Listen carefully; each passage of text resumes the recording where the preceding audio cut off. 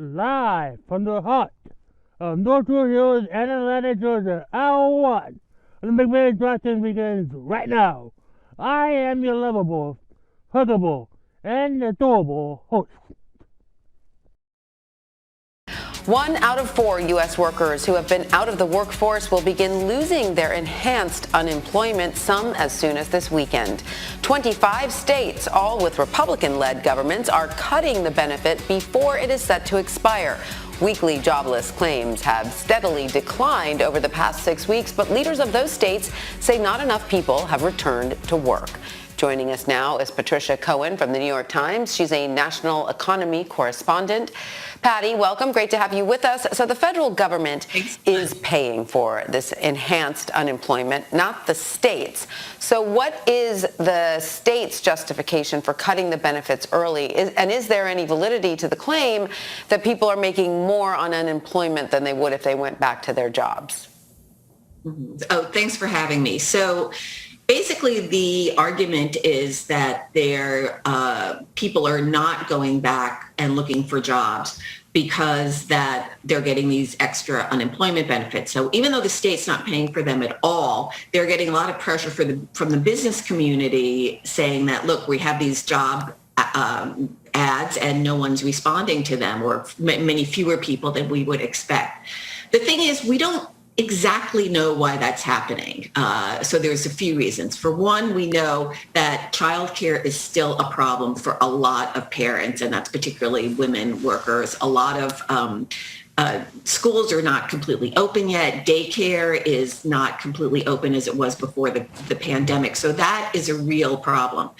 Also, remember, it's less than, I think, 50% of the population is fully vaccinated and had both vaccines. And so there are health concerns among a lot of workers about returning to face-to-face work environments. So we're kind of creating this grand experiment that we're going to see over the next couple of months as to whether the states where job benefits are being cut off, in fact, have a quicker return to work than in the states where they're not. Right. It's so complicated. All of those reasons that you mentioned, I mean, I know for a fact that especially for a lot of women, childcare, and we're going into the summer now, right, Patty? I mean, it was one thing even when the kids were in remote school.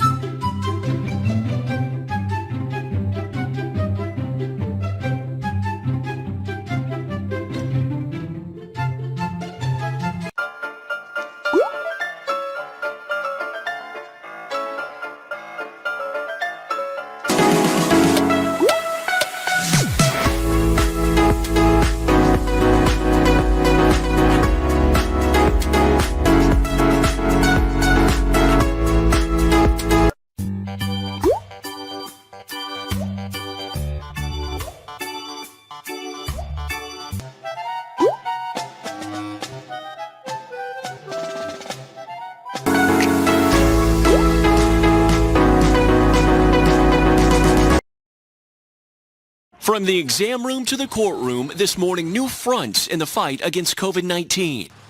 The CDC finding 16 to 24-year-olds who received the Pfizer or Moderna vaccine have experienced higher than normal cases of myocarditis and inflammation of the heart muscle. Myocarditis symptoms can include fever and fatigue, shortness of breath, and chest pain. The CDC said the higher rate of cases occurred especially among young men following their second dose of an mRNA vaccine, but notes the reports are rare, given the number of vaccine doses administered, and that most patients quickly felt better after receiving care. Federal officials calling it a clear imbalance, but adding more research needs to be done to confirm whether the vaccines are to blame. The benefits of getting vaccinated far, far, far outweigh any of the potential risks or side effects. The FDA turning its attention to kids. A top advisor now saying all children should be vaccinated, stressing herd immunity is critical with more contagious variants on the way. Now under FDA review, Moderna's new COVID vaccine specifically for 12 to 17-year-olds. But in Texas at Houston Methodist, doubts over all the vaccines have led to legal action. You're willing to lose your job over this? Yes. Tell me why. Because I am not going to take that vaccine. Jennifer Bridges, one of 117 hospital workers now part of a mass action lawsuit suing Houston Methodist for its policy requiring all staff to be vaccinated or terminated. The hospital thanking the more than 24,000 other employees who followed policy. What the mandate has allowed us to do is go that last mile and get everybody vaccinated so we have every layer of protection for our patients that we possibly can. And a court hearing has been set up for later today regarding that lawsuit here at Houston Methodist. And they are far from the only hospital group to have a vaccine mandate. Johns Hopkins Medicine, based in Baltimore, Maryland, has a similar rule in place. No pending litigation there so far.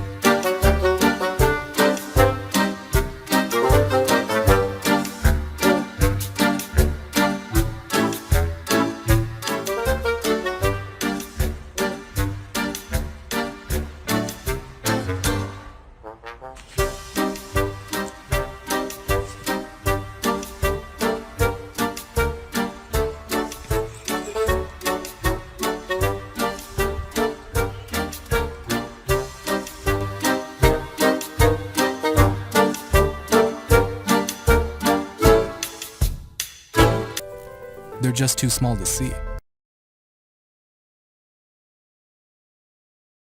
In the vaccine space, we're looking at the CDC convening an emergency meeting on June 18th to look at cases of inflamed heart for individuals that received the mRNA vaccine. So far, we haven't really seen much in the way of concerning side effects there. And so this would be the first, and it really is a small fraction of the total. I think it's like 130 million people that have been vaccinated. We've seen only 226 cases so far. Most of them have recovered, but there are just a handful that are seeing ongoing symptoms. So all of that right now going to be, a detailed discussion